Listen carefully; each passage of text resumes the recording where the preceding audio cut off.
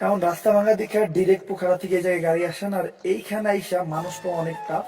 রাস্তাটা খুবই সুন্দর, কোনো ভাঙা চোরা নাই, দুই পাশে পাহাড়, আবার সামনেও পাহাড়। দেখেন ও কত ভদ্রভাবে নিচে নেমে যেতেছে। আমি চিন্তা করতেছি পুইরাই যায় নাকি। ভাই ট্রেকিং করা মোটে সহজ কিছু না, একটু কইতে পেয়ে গেছি। স্কিল নিচে ঝর্ণার শব্দ হইতেছে, পাক এটা নড়তেছে ভাই, অন্য লেভেলের ফিল। আর ওই জায়গায় আমাদের যাইতে হইব। প্রায় অনেকটা পথ রাইড করার পর আমরা ছোট্ট একটা শিশি ব্রেক নিলাম এই লান্ডরুপ নামে জায়গাটাতে। এই জায়গাটা কিন্তু অনেক সুন্দর, লাইক পাহাড়ের উপর বাড়িগুলো দেখেন। আগে আপনাদেরকে একটু পরিচয় করে দিই। भैया तुम्हारा नाम नाम प्रज्वल है भैया आपका, बहन जी आपका রিজা। আর এ হোয়াট আ ভিউ ভাই, হোয়াট আ ভিউ। আমি চিন্তা করতেছি আমি এই জায়গায় যদি এত সুন্দর ভিউ পাই, আমার বলতে ছিল যে Annapurna is the best place.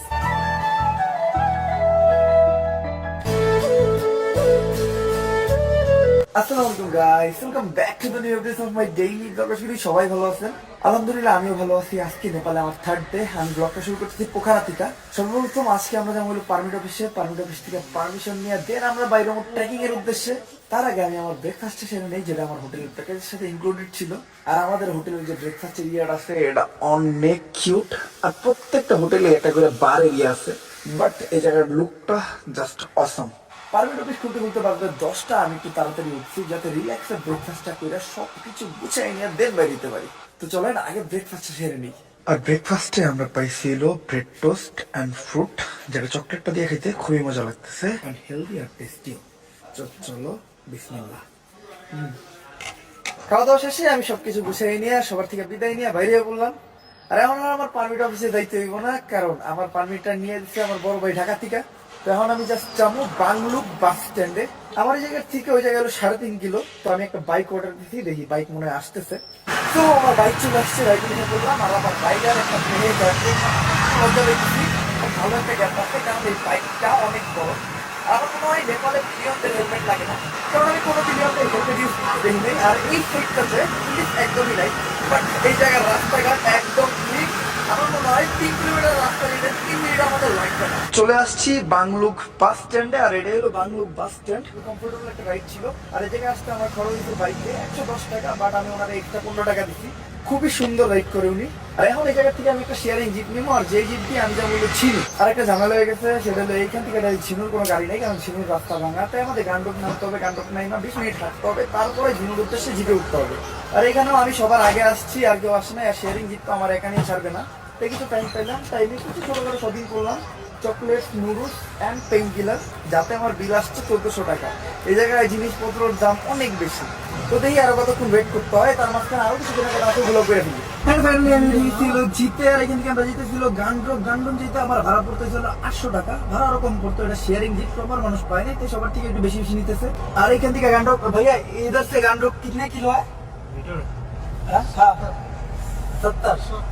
70 O 70 kilo. এখন দেখি আমাদের যাইতে কতক্ষণ লাগে।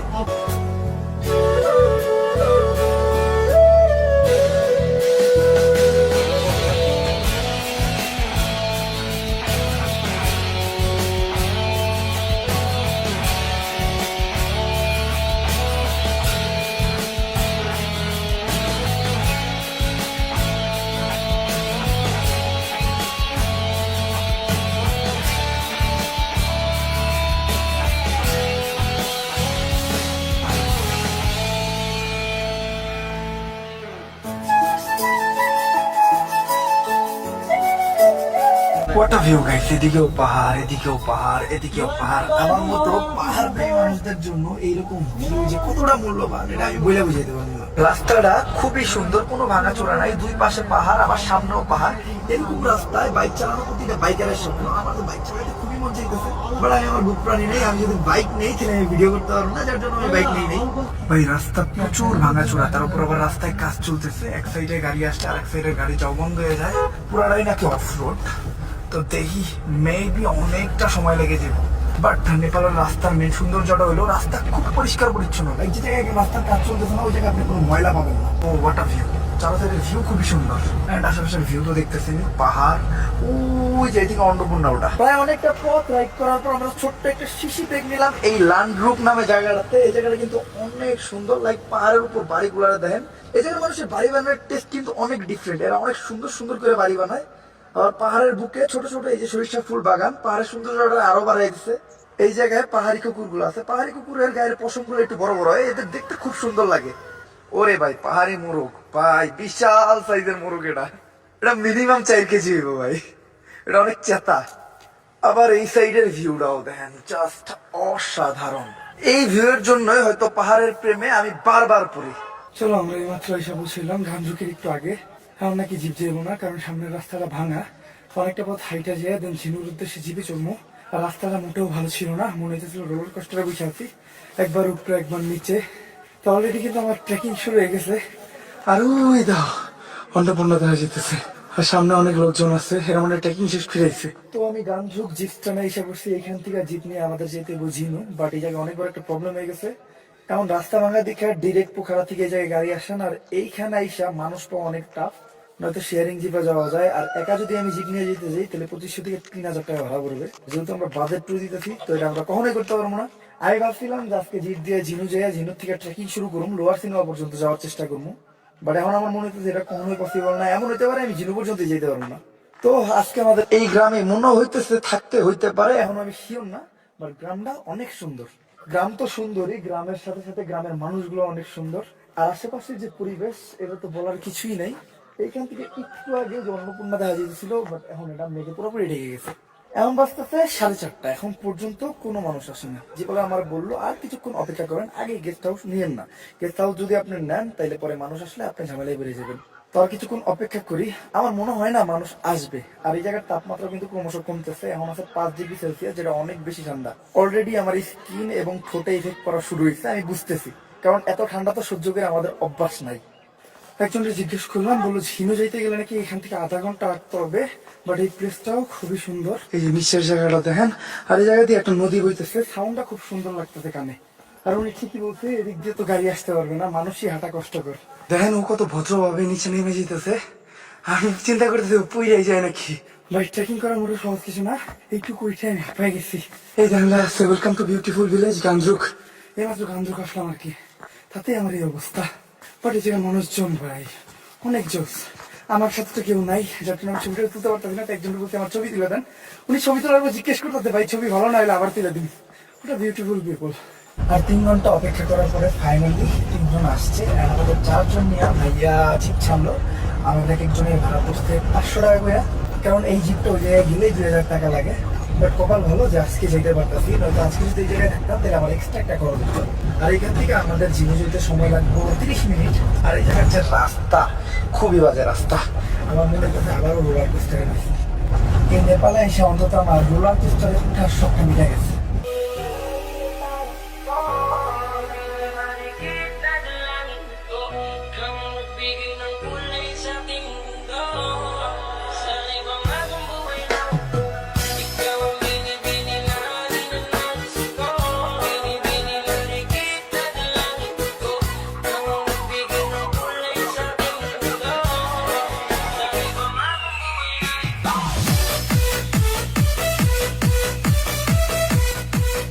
ফাইনালি আমরা এই মাত্র এসে পড়ছিলাম ঝিনু। আমি আমার লাইফে এর থেকে ডেঞ্জারাস কোনো রাস্তা দেখিনি ভাই সাহেব, আমি আমার জীবনটা হাতে নিয়ে আইছি।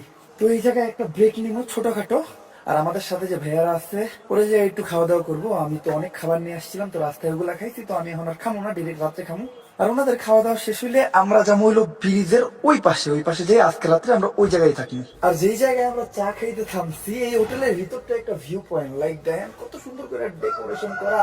এইটার সামনের দিকে যে ভিউ ভাই, মানে সবকিছু এটার কাছে হার মানবো। ওটা ভিউ আমার মনে চাইতেছে এই যে এই জায়গায় আমার একটা ঘর বানাই এই জায়গায় থেকে যাই ভাই। এই জায়গার মানুষগুলো কত সুখী। ইস, আমার যদি এই জায়গায় একটা বাড়ি থাকতো ভাই, প্রতিদিন সকালবেলা ব্রাশটা হাতে নিয়ে ব্রাশ করতে করতে বাইরে যাও, এই ভিউটা দেখতাম না, জীবনটা সার্থক হয়ে যেত। একজনরে জিজ্ঞাসা করে একটা রাস্তা বাই করছি ওই জায়গায় যাওয়ার, ওই জায়গায় যদি যাইতে পারি ভাই, ওই জায়গার থেকে ভিউ পাইলে আমার জীবন সার্থক হয়ে যাবো। ও ভাই আয়া পড়ছি ভাই, এন থেকে এটার যে একটা ভিউ ভাই, ও অ্যামেজিং। এই জিনিসটাই তো আমি চাইছিলাম জীবনে। ভাই সাব, এটা একটা রাস্তা, ঠিক আছে, রাস্তাটাও খুব সুইট করে বানানো, পাথর দিয়া, খুবই সুন্দর। ও এই জায়গার থেকে জাস্ট ভিউটা দেখেন, it's amazing. What a view ভাই, হোয়াট আ ভিউ। আমি চিন্তা করতেছি আমি এই জায়গায় যদি এত সুন্দর ভিউ পাই, আমার বলতেছিল যে Annapurna is the best place. ওই জায়গায় গেলে কি ভিউ পাবো? মনে চাইতেছে এই জায়গায় থেকে যাই ভাই, আর কোথাও না যাই। ভাইদের খাওয়া শেষ হয়েছে, আমরা রওনা দিয়ে দিলাম। আর এই দেখেন ঝুলন্ত ব্রিজ, ভাই ব্রিজটা অনেক বড়, কিন্তু এটাই সব থেকে বড় ব্রিজ না, এর থেকেও বড় একটা ব্রিজ আছে যেটা 280 মিটারের। মানা যায় একটা ঝুলন্ত ব্রিজ 280 মিটারের। আর এই ব্রিজের উপরে দিয়ে হাঁটার ফিলিংসটা অন্যরকম। আমি হাঁটতেছি, নিচে ঝর্ণার শব্দ হইতেছে, প্লাস এটা নড়তেছে, ভাই অন্য লেভেলের ফিলিং। আর ওই জায়গায় আমাদের যাইতে ভাইরা হইতেছে, যাক আমরা আস্তে আস্তে আগাই। ওরে ভাই আমার মনে হচ্ছে কি জানেন, এই মাত্র ব্রিজটা ছিঁড়া পড়ে যাবো গা। আর এটা যখন একটু নড়ায় ভাই, পুরা দুনিয়া শুদ্ধা নইরা যায়। আমাকে পিছে একজন আছে, উনি তো ভয় পাওয়া শুরু করছে। অনেক মজা হইতেছি ভাই, মজা আ রা হ্যায় না, বহুত মজা আ রা হ্যায় সিরিয়াসলি ভাই, অন্য লেভেলের একটা ফিলিং। আর ওই দেন নিচে ছোট্ট করে একটা নদী বয়ে যেতেছে, এই নদীটার নাম কি আমি জানি না। তো চলো দেরি না করে অন্ধকার নামার আগে এই জায়গাটা পার হইছি। প্রায় 15 মিনিট ধরে আমরা উপরে উঠতেছি। উপরে যে কোনো একটা লজ, কটেজ বা রিসোর্টে আমরা থাকবো, বাট আমাদের অবস্থা খুবই খারাপ, এমন অনেক রাত হয়ে গেছে। তারপরে সবাই অনেক পরিশ্রম করতেছে, সবার অবস্থাই খারাপ। আমি চিন্তা করতেছি এই জায়গার ঘোরাগুলার কথা। আমার মনে হয় এই জায়গার ঘোরাগুলা দুনিয়ার সব থেকে পরিশ্রমী ঘোরা। এরা কেমনে যে মাল নিয়ে উপরে উঠে মহান আল্লাহ তাআলা জানে। আর অনেকটা উপরে ওঠার পর আমি পুরো একটা ফ্যামিলি পেয়ে গেছি। এই যে এটা হলো পুলা বা মাইয়া, আর এই যে ওরা দুজন হাজবেন্ড ওয়াইফ, একজন বাপ একজন মা। ওরা মারামারি শুরু করলো কে ভাই আমাকে দেখা, পরিবারের অশান্তি ভাই, লেগে কয় বিয়ে করতে হয় না, দেখছেন পরিবারের অশান্তি লেগে গেছে গা। এই থাক থাক হইছে, গ্যাঞ্জাম করিস না আর। হ্যাঁ কথা শুন, আল্লাহ আল্লাহ আমাকে দেখ না ভাই, মাপ চাইছি মাপ চাইছি। আর গাইস ক্লাইম করতে করতে আমরা একটা টি হাউসে এসে থামলাম। এই জায়গায় আজকে রাতটা আমি থাকবো। আমরা তো গামদুকে চলে এলাম, বাট তাদের এনার্জি শেষ। আপনাদের বাইরে তো আপনারা চিনেনি, আমার যে এনার্জি, আমি গামদুক পর্যন্ত যাইতেই পারতাম। তো এই জায়গায় আমরা ক্যাম্প ফায়ার করবো। আর আগে আপনাদেরকে একটু পরিচয় করে দিই। ভাইয়া তোমারা नाम नाम? प्रज्वल है। भैया आपका? बहन जी आपका? रीजा। और ये है इसका जो हाउस है ना, इस पे ही हम लोग रुका है। বাংলা বলতে তো আমরা ক্যাম্প ফায়ার করবো। তো ক্যাম্প ফায়ার রেডি হয়ে গেছে, সবাই অলরেডি ক্যাম্প ফায়ার এনজয় করতেছে। তো আজকে ব্লগটা আমি এদিকে করি। যদি ব্লগটা ভালো লাগে লাইক, শেয়ার, সাবস্ক্রাইব করে নেক্সট ব্লগে। আল্লাহ হাফেজ।